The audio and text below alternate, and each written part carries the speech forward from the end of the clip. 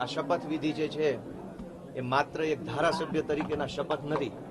આ શપથ લીધા છે ગુજરાતને ભ્રષ્ટાચારમાંથી મુક્ત કરાવવાના, ગુજરાતની અંદરથી તાનાશાહી હટાવવાના શપથ લીધા છે.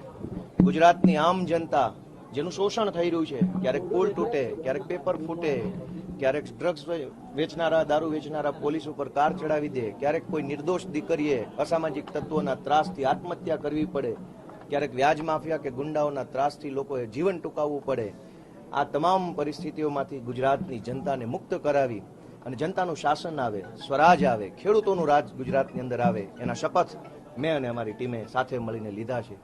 સાથીઓ, આ તબક્કે હું વિસાવદર ભેસાણની મહાન જનતાનો ખૂબ ખૂબ અને વારંવાર આભાર વ્યક્ત કરું છું કે એમણે એક મારી જેવા સાધારણ પરિવારના જુવાનિયાને કેવડી મોટી જવાબદારી સોંપી છે. આજ આખું ગુજરાત એક નવી દિશાની અંદર આગળ વધવા માટે તૈયાર થઈ રહ્યું છે. ત્યારે